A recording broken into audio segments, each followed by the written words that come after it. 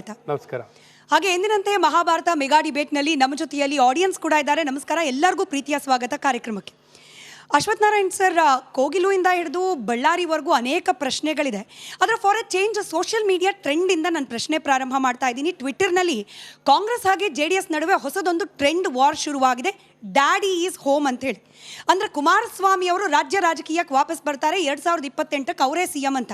ಅಲ್ಲಿ BJP ಕತೆ ಏನು ಸರ್? 2028ಕ್ಕೂ BJP CM ನಿರೀಕ್ಷೆ ಮಾಡೋ ಹಾಗಿಲ್ವಾ? ಏನೊಂದು ಮಾಜಿ ಮುಖ್ಯಮಂತ್ರಿಗಳು ಈಗಿನ ಕೇಂದ್ರ ಸಚಿವರಾಗಿರುವಂಥ ಕುಮಾರಸ್ವಾಮಿಯವರು, ಕುಮಾರಣ್ಣನವರು ಹಾಗೂ ನಮ್ಮ ಪಕ್ಷ NDA ಮೈತ್ರಿಕೂಟದಲ್ಲಿರುವಂಥದ್ದು, ಅವರವರ ಪಕ್ಷವನ್ನು ಪ್ರಬಲವಾಗಿ ಬಿಂಬಿಸುವಂಥ ಪ್ರಯತ್ನ ಮಾಡ್ತಾರೆ. ಈಗ JDS ಪಕ್ಷದಲ್ಲಿ ಅವರವರ ಶಕ್ತಿಯನ್ನು ನಾವು ನಮ್ಮ ಪಕ್ಷದಲ್ಲಿ ಹಾಕ್ತಾರೆ ಅಂತ ಹೇಳ್ತಾರೆ, ನಾವು ನಮ್ಮ ಪಕ್ಷದಲ್ಲಿ ಹಾಕ್ತೀವಿ ಅಂತ ಇರ್ತದೆ. ಒಟ್ಟಾರೆ NDA ಮೈತ್ರಿ ಬಲವಾಗಿ ಒಗ್ಗಟ್ಟಿನಿಂದ, ಮುಖ್ಯವಾಗಿ ನಮಗೇನು ಅಂದರೆ ಪರಸ್ಪರ ಎರಡು ಪಕ್ಷದ ಮೇಲೆ ವಿಶ್ವಾಸ ಇದೆ, ನಂಬಿಕೆ ಇದೆ, ಮೈತ್ರಿ ಇದೆ. ಅದನ್ನು ಬಲವಾಗಿ ಕೊಂಡೊಯ್ಯುವಂಥದ್ದು ಮಾಡ್ತೀವಿ.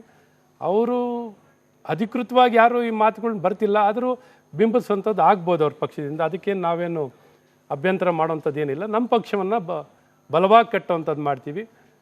ಬರೋವಂಥ 28ರಲ್ಲಿ ನಮಗೆ ಸಂಪೂರ್ಣ ವಿಶ್ವಾಸ ಇದೆ. ಬಿಹಾರ್ನಲ್ಲಿ ಏನು ನೋಡಿದ್ದೀರಾ, ಲ್ಯಾಂಡ್ ಸ್ಲೈಡ್ ವಿಕ್ಟ್ರಿ, ಆ ರೀತಿ ಕರ್ನಾಟಕದಲ್ಲೂ ಲ್ಯಾಂಡ್ ಸ್ಲೈಡ್ ವಿಕ್ಟ್ರಿ 180ರಿಂದ 200 ಸೀಟ್ವರೆಗೂ ನಾವು ಖಂಡಿತ ಕರ್ನಾಟಕ ರಾಜ್ಯದಲ್ಲಿ ಗೆಲ್ತೀವಿ. ಮತ್ತು ನಿಮಗೆ ನಮ್ಮ ಪಕ್ಷದ ವೋಟ್ ಪರ್ಸೆಂಟೇಜ್ 35%, JDS ಪಕ್ಷದ ಒಂದು 19% ಇದೆ. ಮತ್ತು ಕಾಂಗ್ರೆಸ್ಗಂತೂ ಆ್ಯಂಟಿ ಇನ್ಕಂಬೆನ್ಸಿ ಇದ್ದೇ ಇರುತ್ತೆ. ಬಿಹಾರ್ನಲ್ಲೇ NDAಗೆ 45% ಬಂದೇನೆ ಇಷ್ಟು ದೊಡ್ಡ ಸಂಖ್ಯೆ ಬಂದಿದೆ. ನಂಗೆ ಸಂಪೂರ್ಣ ವಿಶ್ವಾಸ ಇದೆ ಕರ್ನಾಟಕದಲ್ಲಿ ಕನಿಷ್ಠ 55%ಗಿಂತ ಹೆಚ್ಚು ಓಟು ನಮ್ಮ NDA ಮಿತ್ರ ಪಕ್ಷಕ್ಕೆ ಬಂದೇ ಬರುತ್ತೆ. ಹಾಗಾಗಿ ಲ್ಯಾಂಡ್ ಸ್ಲೈಡ್ ವಿಕ್ಟ್ರಿ ನಾವು ಪಡಿತೀವಿ ಅಂತ ವಿಶ್ವಾಸ. ಕುಮಾರಸ್ವಾಮಿ ಅವ್ರ ಬಗ್ಗೆ ಮಾತನಾಡುವಾಗ ಅವ್ರ ಪಕ್ಷ ಶಕ್ತಿ, ಬಲ ಪ್ರದರ್ಶನ ಅಂತೆಲ್ಲ ನೀವೇ ಪದಗಳನ್ನು ಪ್ರಯೋಗ ಮಾಡ್ತಿದ್ರಿ. ಈ ಬಳ್ಳಾರಿ ವಿಚಾರಕ್ಕೆ ನಾನು ಫಾರ್ ಎಕ್ಸಾಂಪಲ್ ತೊಗೊಂಡು ಮಾತನಾಡ್ತೀನಿ. ಬಳ್ಳಾರಿ ವಿಚಾರದಲ್ಲಿ ಹೆಚ್ಚು ಗಟ್ಟಿ ಧ್ವನಿ, ಶಕ್ತಿ ಪ್ರದರ್ಶನ ಇದೆಲ್ಲ ಆಗಿದ್ದು ಮೋರ್ ದೆನ್ BJP ಕುಮಾರಸ್ವಾಮಿ ಅವ್ರ ಕಡೆಯಿಂದ. ಜನಾರ್ದನ್ ರೆಡ್ಡಿ ಹಾಗೆ ಶ್ರೀರಾಮುಲು ಅವರ ಪರವಾಗಿ ಗಟ್ಟಿಯಾಗಿ ಮಾತನಾಡಿದ್ದು, ಸಾಕ್ಷ್ಯಗಳ ಸಮೇತ ಮಾತನಾಡಿದ್ದು BJP ನಾಯಕರಿಗಿಂತ ಹೆಚ್ಚಾಗಿ ಕುಮಾರಸ್ವಾಮಿ ಅವರೇ ಅನ್ನೋ ರೀತಿಯಲ್ಲಿ ಕಂಡುಬಿಡ್ತು. ಖಂಡಿತ ನಮ್ಮ ಪಕ್ಷದಿಂದನೂ ನಮ್ಮ ರಾಜ್ಯ BJP ಅಧ್ಯಕ್ಷರಾಗಿರೋಂಥ ವಿಜೇಂದ್ರವರು ಘಟನೆ ನಡೆದ ಮರುದಿನವೇ ಅವರು ಬಳ್ಳಾರಿಗೆ ತೆರಳಿ ನಮ್ಮ ಸನ್ಮಾನ್ಯ ಜನಾರ್ದನ್ ರೆಡ್ಡಿ ಅವ್ರನ್ನ, ಶ್ರೀರಾಮುಲು ಅವ್ರನ್ನ ಖುದ್ದಾಗಿ ಭೇಟಿ ಮಾಡಿ ಭಾಳ ಸ್ಪಷ್ಟವಾಗಿ ಪಕ್ಷದ ಮತ್ತು ನಮ್ಮ ನಾಯಕರ ಪರವಾಗಿ ನಿಂತು ಸತ್ಯತೆ ಬರಬೇಕು, ನಾವೇನು ಕೇಳಿದ್ದು ಜುಡಿಷಿಯಲ್ ಎನ್ಕ್ವೈರಿ ಆಗಬೇಕು ಅಂತ, ಇಲ್ಲಿ ತನಿಖೆ ಆಗಬೇಕು, ನ್ಯಾಯ ಸಿಗಬೇಕು ಅಂತ ಭಾಳ ಸ್ಪಷ್ಟ ಉದ್ದೇಶದಲ್ಲಿ ನಮ್ಮ ನಿಲುವನ್ನು ತೊಗೊಂಡಿದ್ದೀವಿ. ಅದನ್ನು ಭಾಳ ಪ್ರಬಲವಾಗಿ ವ್ಯಕ್ತಪಡಿಸಿದ್ದೀವಿ. ಕುಮಾರಸ್ವಾಮಿ ಅವರೂ ಭಾಳ ಪ್ರಬಲವಾಗಿ ವ್ಯಕ್ತಪಡಿಸಿದ್ದಾರೆ, ಇನ್ನೂ ಪ್ರಬಲವಾಗಿ ವ್ಯಕ್ತಪಡಿಸಿದ್ದಾರೆ. ನಮ್ಮ ಪ್ರತಿಪಕ್ಷದ ನಾಯಕರು ಅಶೋಕ್ ಅವರು ಸಹ ಅದನ್ನು ಪ್ರಬಲವಾಗಿ ಕೈಗೆತ್ಕೊಂಡಿದ್ದಾರೆ. ನಾವು ಮೈತ್ರಿ ಪಕ್ಷಗಳು ನಾವೆರಡು ಒಂದಾಗಿ ಹೋಗ್ತಿರೋವಂಥದ್ದು. ಹಾಗಾಗಿ ಕುಮಾರಣ್ಣನವ್ರು ಬೇರೆ ಅಲ್ಲ, ನಾವು ಬೇರೆ ಅಲ್ಲ ಅಂತ ನಾವು ಯಾವ ತಾರತಮ್ಯನ ಮಾಡ್ಕೋತಿಲ್ಲ. ನಾವು ಒಂದಾಗಿ ಒಗ್ಗಟ್ಟಿನಿಂದ ಹೋಗ್ತಾ ಇದ್ದೀವಿ. ಹಾಗಾಗಿ ನಮ್ಮಲ್ಲೇನು ನೀವು ಬಿರುಕನ್ನು ತರೋದು, ಅವ್ರು ಜಾಸ್ತಿ ಆಯಿತು ಇವ್ರು ಕಮ್ಮಿ ಆಯಿತು ಅನ್ನೋಂಥ ಬೇಕಾದ್ರೆ ನಿಮ್ಮ ಅಭಿಪ್ರಾಯ ಹೇಳ್ಬೋದು, ನಿಮಗೆ ಆ ಸ್ವಾತಂತ್ರ್ಯ ಇದೆ. ಬಟ್ ನಮ್ಮಲ್ಲಿ ಯಾವುದು ಆ ವ್ಯತ್ಯಾಸ ಕಾಣಲ್ಲ. ನಾವಿಬ್ಬರು ಒಂದು ಒಗ್ಗಟ್ಟಿನಿಂದ ಹೆಜ್ಜೆ ಇಡ್ತಾ ಇದ್ದೀವಿ.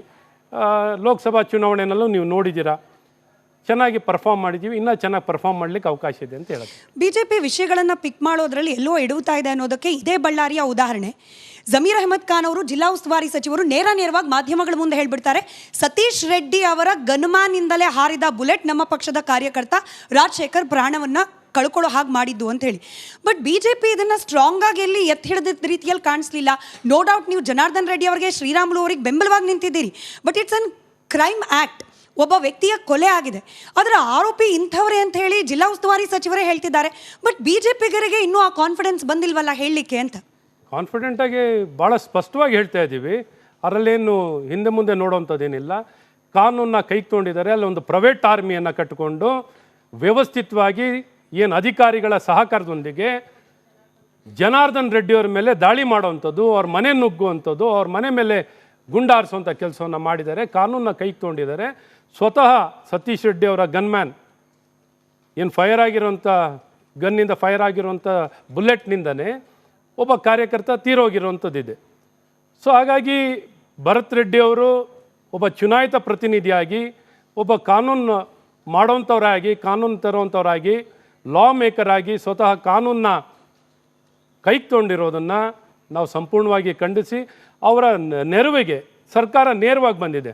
ಸ್ವತಃ ಉಪಮುಖ್ಯಮಂತ್ರಿಗಳೇ ಹೇಳಿದ್ರು, ಖಂಡಿತ ನಮ್ಮ ಶಾಸಕರ ನೆರವಿಗೆ ಬರ್ತೀವಿ, ಅವ್ರ ತಪ್ಪು ಏನೇ ಇರಲಿ ನಾವು ಅವ್ರ ನೆರವಾಗಿರ್ತೀವಿ ಅಂತ ಭಾಳ ಸ್ಪಷ್ಟವಾಗಿ ಒಂದು ಸರ್ಕಾರವಾಗಿ ಮಾತಾಡಿರುವಂಥದ್ದನ್ನು ಸಹ ಖಂಡನೀಯ.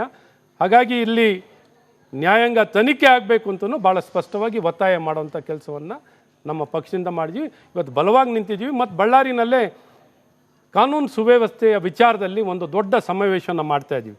ಯಾವ ರೀತಿ ಕರ್ನಾಟಕ ರಾಜ್ಯದಲ್ಲಿ ಕಾನೂನು ಸುವ್ಯವಸ್ಥೆ ಹಾಳಾಗಿದೆ, ಯಾವ ರೀತಿ ಕರ್ನಾಟಕ ರಾಜ್ಯದಲ್ಲಿ ಸುರಕ್ಷಿತವಾಗಿ ನಾಗರಿಕರಿಲ್ಲ, ಯಾವ ರೀತಿ ಬೇಕಾದ್ರೆ ಹಸ್ತಕ್ಷೇಪ, ಅಧಿಕಾರ ದುರ್ಬಳಕೆ ಕಾಂಗ್ರೆಸ್ ಸರ್ಕಾರದಿಂದ ಆಗ್ತಿದೆ, ಕಾಂಗ್ರೆಸ್ಸಿನ ನಾಯಕರು ಅಧಿಕಾರ ದುರ್ಬಳಕೆ ಮಾಡ್ತಿದ್ದಾರೆ ಅನ್ನೋದನ್ನ ಭಾಳ ಸ್ಪಷ್ಟವಾಗಿ ಮತ್ತು ಎಲ್ಲ ರೀತಿಯಾದಂಥ ನಡೆದಿರುವಂಥ 10 ಘಟನೆಗಳು ಯಾವ ರೀತಿ ಕರ್ನಾಟಕ ರಾಜ್ಯದಲ್ಲಿ ಸಂಪೂರ್ಣವಾಗಿ ಮಾದಕ ವಸ್ತುವಿಂದ ಹಿಡಿದು ಕಾನೂನ ಸಂಪೂರ್ಣವಾಗಿ ಕುಸಿದಿರೋದನ್ನು ಒಂದು ಸಭೆಯ ಮೂಲಕ ಇಡೀ ನಾಡಿಗೆ ತಿಳಿಸುವಂಥ ಮತ್ತು ಸರ್ಕಾರಕ್ಕೂ ಅದನ್ನು ತಿಳಿಸುವಂಥ ಒಂದು ಪ್ರಬಲವಾಗಿ ಒಂದು ಕಾರ್ಯಕ್ರಮವನ್ನು ನಮಸ್ಕಾರ. ಹಾಗೆ ಎಂದಿನಂತೆ ಮಹಾಭಾರತ ಮೆಗಾ ಡಿಬೇಟ್ನಲ್ಲಿ ನಮ್ಮ ಜೊತೆಯಲ್ಲಿ ಆಡಿಯನ್ಸ್ ಕೂಡ ಇದ್ದಾರೆ. ನಮಸ್ಕಾರ, ಎಲ್ಲರಿಗೂ ಪ್ರೀತಿಯ ಸ್ವಾಗತ ಕಾರ್ಯಕ್ರಮಕ್ಕೆ. ಅಶ್ವಥ್ ನಾರಾಯಣ್ ಸರ್, ಕೋಗಿಲುವಿಂದ ಹಿಡಿದು ಬಳ್ಳಾರಿವರೆಗೂ ಅನೇಕ ಪ್ರಶ್ನೆಗಳಿದೆ. ಅದರ for a change social media ಟ್ರೆಂಡಿಂದ ನಾನು ಪ್ರಶ್ನೆ ಪ್ರಾರಂಭ ಮಾಡ್ತಾ ಇದ್ದೀನಿ. ಟ್ವಿಟ್ಟರ್ನಲ್ಲಿ ಕಾಂಗ್ರೆಸ್ ಹಾಗೆ JDS ನಡುವೆ ಹೊಸದೊಂದು ಟ್ರೆಂಡ್ ವಾರ್ ಶುರುವಾಗಿದೆ, ಡ್ಯಾಡಿ ಈಸ್ ಹೋಮ್ ಅಂತೇಳಿ. ಅಂದರೆ ಕುಮಾರಸ್ವಾಮಿ ಅವರು ರಾಜ್ಯ ರಾಜಕೀಯಕ್ಕೆ ವಾಪಸ್ ಬರ್ತಾರೆ, 2028ಕ್ಕೆ ಅವರೇ CM ಅಂತ. ಅಲ್ಲಿ BJP ಕತೆ ಏನು ಸರ್? 2028ಕ್ಕೂ BJP CM ನಿರೀಕ್ಷೆ ಮಾಡೋ ಹಾಗಿಲ್ವಾ? ಏನೊಂದು ಮಾಜಿ ಮುಖ್ಯಮಂತ್ರಿಗಳು ಈಗಿನ ಕೇಂದ್ರ ಸಚಿವರಾಗಿರುವಂಥ ಕುಮಾರಸ್ವಾಮಿಯವರು, ಕುಮಾರಣ್ಣನವರು ಹಾಗೂ ನಮ್ಮ ಪಕ್ಷ NDA ಮೈತ್ರಿಕೂಟದಲ್ಲಿರುವಂಥದ್ದು, ಅವರವರ ಪಕ್ಷವನ್ನು ಪ್ರಬಲವಾಗಿ ಬಿಂಬಿಸುವಂಥ ಪ್ರಯತ್ನ ಮಾಡ್ತಾರೆ. ಈಗ JDS ಪಕ್ಷದಲ್ಲಿ ಅವರವರ ಶಕ್ತಿನ ನಾವು ನಮ್ಮ ಪಕ್ಷದಲ್ಲಿ ಆಗ್ತಾರೆ ಅಂತ ಹೇಳ್ತಾರೆ, ನಾವು ನಮ್ಮ ಪಕ್ಷದಲ್ಲಿ ಆಗ್ತೀವಿ ಅಂತ ಇರ್ತದೆ. ಒಟ್ಟಾರೆ NDA ಮೈತ್ರಿ ಬಲವಾಗಿ ಒಗ್ಗಟ್ಟಿನಿಂದ, ಮುಖ್ಯವಾಗಿ ನಮಗೇನು ಅಂದರೆ ಪರಸ್ಪರ ಎರಡು ಪಕ್ಷದ ಮೇಲೆ ವಿಶ್ವಾಸ ಇದೆ, ನಂಬಿಕೆ ಇದೆ, ಮೈತ್ರಿ ಇದೆ. ಅದನ್ನು ಬಲವಾಗಿ ಕೊಂಡೊಯ್ಯುವಂಥದ್ದು ಮಾಡ್ತೀವಿ. ಅವರು ಅಧಿಕೃತವಾಗಿ ಯಾರು ಈ ಮಾತುಗಳನ್ನ ಬರ್ತಿಲ್ಲ, ಆದರೂ ಬಿಂಬಿಸುವಂಥದ್ದು ಆಗ್ಬೋದು ಅವ್ರ ಪಕ್ಷದಿಂದ. ಅದಕ್ಕೇನು ನಾವೇನು ಅಭ್ಯಂತರ ಮಾಡೋವಂಥದ್ದು ಏನಿಲ್ಲ. ನಮ್ಮ ಪಕ್ಷವನ್ನು ಬಲವಾಗಿ ಕಟ್ಟುವಂಥದ್ದು ಮಾಡ್ತೀವಿ. ಬರೋವಂಥ 28ರಲ್ಲಿ ನಮಗೆ ಸಂಪೂರ್ಣ ವಿಶ್ವಾಸ ಇದೆ. ಬಿಹಾರ್ನಲ್ಲಿ ಏನು ನೋಡಿದ್ದೀರಾ, ಲ್ಯಾಂಡ್ ಸ್ಲೈಡ್ ವಿಕ್ಟ್ರಿ, ಆ ರೀತಿ ಕರ್ನಾಟಕದಲ್ಲೂ ಲ್ಯಾಂಡ್ ಸ್ಲೈಡ್ ವಿಕ್ಟ್ರಿ 180ರಿಂದ 200 ಸೀಟ್ವರೆಗೂ ನಾವು ಖಂಡಿತ ಕರ್ನಾಟಕ ರಾಜ್ಯದಲ್ಲಿ ಗೆಲ್ತೀವಿ. ಮತ್ತು ನಿಮಗೆ ನಮ್ಮ ಪಕ್ಷದ ವೋಟ್ ಪರ್ಸೆಂಟೇಜ್ 35%, JDS ಪಕ್ಷದ ಒಂದು 19% ಇದೆ, ಮತ್ತು ಕಾಂಗ್ರೆಸ್ಗಂತೂ ಆ್ಯಂಟಿ ಇನ್ಕಂಬೆನ್ಸಿ ಇದ್ದೇ ಇರುತ್ತೆ. ಬಿಹಾರ್ನಲ್ಲೇ NDAಗೆ 45% ಬಂದೇ ಇಷ್ಟು ದೊಡ್ಡ ಸಂಖ್ಯೆ ಬಂದಿದೆ. ನಂಗೆ ಸಂಪೂರ್ಣ ವಿಶ್ವಾಸ ಇದೆ ಕರ್ನಾಟಕದಲ್ಲಿ ಕನಿಷ್ಠ 55%ಗಿಂತ ಹೆಚ್ಚು ಓಟು ನಮ್ಮ NDA ಮಿತ್ರ ಪಕ್ಷಕ್ಕೆ ಬಂದೇ ಬರುತ್ತೆ. ಹಾಗಾಗಿ ಲ್ಯಾಂಡ್ ಸ್ಲೈಡ್ ವಿಕ್ಟ್ರಿ ನಾವು ಪಡಿತೀವಿ ಅಂತ ವಿಶ್ವಾಸ. ಕುಮಾರಸ್ವಾಮಿ ಅವ್ರ ಬಗ್ಗೆ ಮಾತನಾಡುವಾಗ ಅವ್ರ ಪಕ್ಷ ಶಕ್ತಿ, ಬಲ ಪ್ರದರ್ಶನ ಅಂತೆಲ್ಲ ನೀವೇ ಪದಗಳನ್ನು ಪ್ರಯೋಗ ಮಾಡ್ತಿದ್ರಿ. ಈ ಬಳ್ಳಾರಿ ವಿಚಾರಕ್ಕೆ ನಾನು ಫಾರ್ ಎಕ್ಸಾಂಪಲ್ ತೊಗೊಂಡು ಮಾತನಾಡ್ತೀನಿ. ಬಳ್ಳಾರಿ ವಿಚಾರದಲ್ಲಿ ಹೆಚ್ಚು ಗಟ್ಟಿ ಧ್ವನಿ, ಶಕ್ತಿ ಪ್ರದರ್ಶನ ಇದೆಲ್ಲ ಆಗಿದ್ದು ಮೋರ್ ದೆನ್ BJP ಕುಮಾರಸ್ವಾಮಿ ಅವ್ರ ಕಡೆಯಿಂದ. ಜನಾರ್ದನ್ ರೆಡ್ಡಿ ಹಾಗೆ ಶ್ರೀರಾಮುಲು ಅವರ ಪರವಾಗಿ ಗಟ್ಟಿಯಾಗಿ ಮಾತನಾಡಿದ್ದು, ಸಾಕ್ಷ್ಯಗಳ ಸಮೇತ ಮಾತನಾಡಿದ್ದು BJP ನಾಯಕರಿಗಿಂತ ಹೆಚ್ಚಾಗಿ ಕುಮಾರಸ್ವಾಮಿ ಅವರೇ ಅನ್ನೋ ರೀತಿಯಲ್ಲಿ ಕಂಡುಬಿಡ್ತು.